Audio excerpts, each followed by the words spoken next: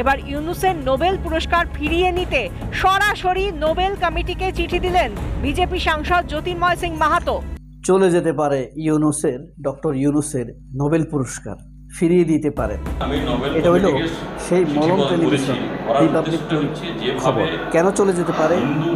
আমরা মাহাতোর বক্তব্য শুনি, একজন এমপি অর্থাৎ লোকসভার এমপি। চলুন সে কি বলতে চাইছে, কেন চলে যাবে তার পুরস্কার। এরকম ব্যক্তিরা যেন না হয়।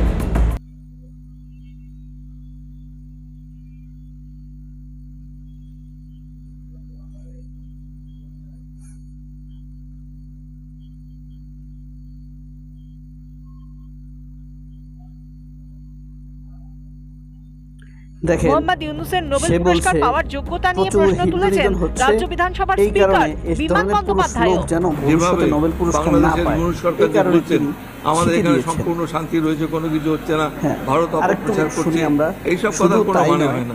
আমি জানি না কোন পার্সপেক্টিভে নোবেল দেওয়া হয়েছিল, কতটা যোগ্যতা ছিল, এটা একবার পুনর্বিবেচনা করা যেন ডক্টর ইউনূসের নোবেল ছিনিয়ে নেওয়া হয়। এটা শুনেন।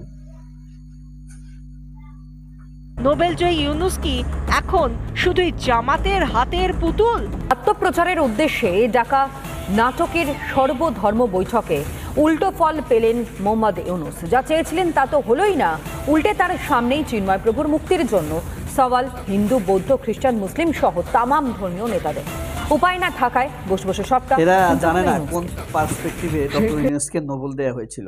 এই ফাঁকে আপনাদেরকে একটি কথা বলে রাখি, আপনাদের মনে আছে ডক্টর ইউনূসের নোবেল নিয়ে বাংলাদেশের একজন লোক খুব তুচ্ছতাচ্ছিল্য করেছিল? দেখি তো মনে করতে পারেন কিনা। যদি মনে করতে পারেন তাহলে কমেন্ট বক্সে জানাবেন। খুব 2 টাকার নোবেল, পয়সা দিয়েও নোবেল পাওয়া যায়।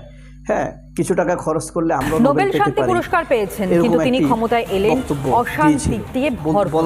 গদিতে বসার পরও হিন্দুদের উপর অত্যাচারের প্রশ্রয় দিয়ে যাচ্ছেন তিনি। আর এই পরিস্থিতিতে মোহাম্মদ ইউনূসের নোবেলের সম্মান ফেরত নেবার দাবি তুললেন বিজেপি সাংসদ জ্যোতির্ময় সিং মাহাতো।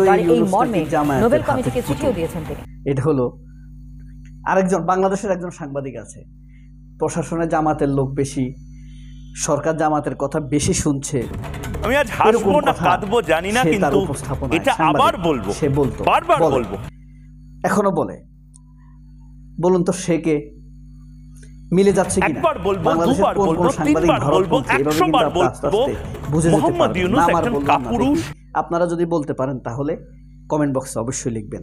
পরের অংশ এবার, এটা কি মেরুদণ্ডহীন, উপস্থাপিকা, এআই নাকি এমন একজন প্রশাসক? দেখুন তো, তিনি মিথ্যা কথা বললে মানুষের কেমন দেখা যায়, এটা দেখুন।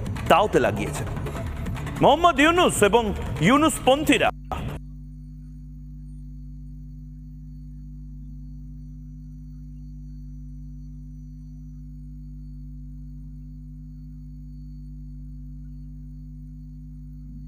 একটা জিনিস বুঝে গেছে, মোহাম্মদ ইউনূসের বেশি দিন এই রাজ্যপাটটা চলবে না। মোহাম্মদ ইউনূস চলে যাচ্ছে, কবে যাচ্ছে সে খবরও যে ময়ূক ব্রেক করবে, জবাব চাই বাংলাতে বড় বড় করে আমরা দেখাবো।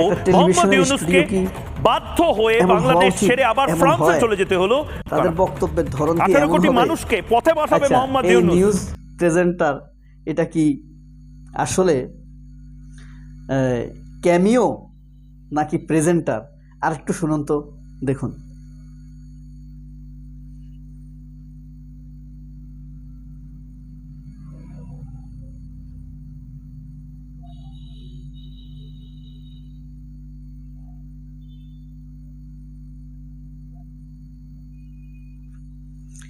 এই যে জ্যোতির্ময় মেহতা নাকি, যাই হোক, এটা আমরা তা জানার বিষয় না। এই যে দেখেন, এই মহিলা যে বলল অশান্তির মাধ্যমে তিনি ক্ষমতায় এসেছেন। বাংলাদেশের যে কয়েক হাজার মানুষ শেখ হাসিনা মেরে ফেলেছে, তারা কি একটা নিউজ করেছে এটা নিয়ে? আরেকটি বিষয় আপনাদেরকে বলি, এই যে এই চ্যানেলটা কিন্তু সব চ্যানেলে কিন্তু বাংলাদেশের ইন্ডিয়া টুডে পত্রিকা, ডেইলি মেইল, কেন মনে হইলো যে উনি আইসা এমন একটা প্ল্যাটফর্ম পাবেন যেটাতে তিনি এমন কিছু কথা বলতে পারেন যেটা হলো যে পৃথিবী উল্টে যেতে পারে, বিরুদ্ধে বাংলাদেশের বিরুদ্ধে অপপ্রচার করছে। কিন্তু এই চ্যানেলটা আধা জল খেয়ে লাগছে বাংলাদেশের 71 টিভির মতো।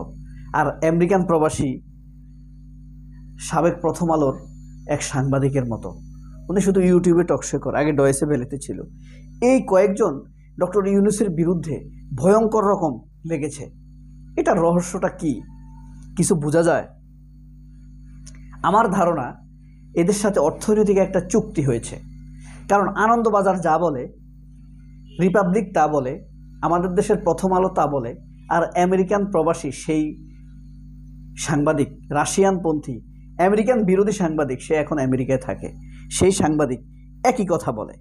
আশ্চর্য রকম লাগে আমার কাছে ব্যাপারটা। এরা আওয়ামী লীগের হাতে কিন্তু প্রচুর টাকা, এদের সাথে চুক্তিবদ্ধ হয়ে থাকতে পারে। আচ্ছা, যাই হোক, আমরা এবার সেই মলম সাংবাদিক কি বলে শুনি, চলুন।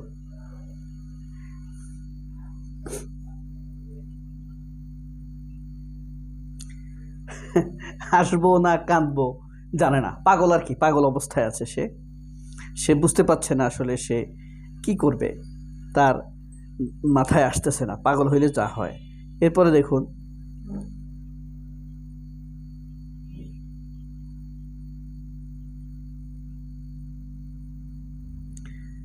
মানে মোহাম্মদ ইউনুস কাপুরুষ, এটা কি পাগল না ছাগল না উপস্থাপক, কিছু বুঝতে পারছেন কেউ? বলুন তো, সে কি আসলে কোনো সাংবাদিক নাকি ছাগল? দেখুন তো ইউনুসকে কোন ভাষায় কথা বলছে।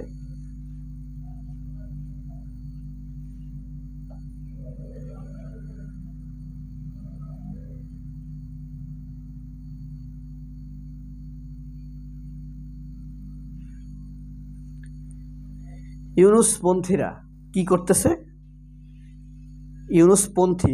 ইউনুসপন্থী মানে বাংলাদেশপন্থী, ইউনুস বিরোধী মানে ইন্ডিয়ান, এটা বাংলাদেশিদের সাফ কথা। এখন যে ইউনুসকে চলে যেতে বলবে সেই ভারতপন্থী, সেটা বাংলাদেশে হোক আর সেখানে হোক, ইউনুসের বিরোধিতা করবে। এখন যে ইউনুসের কারণে এখন পর্যন্ত দেশ টিকে আছে, ওইসব ছাগল, ওটা ছাগল, ওটা সাংবাদিক না। এরপর এটা দেখুন,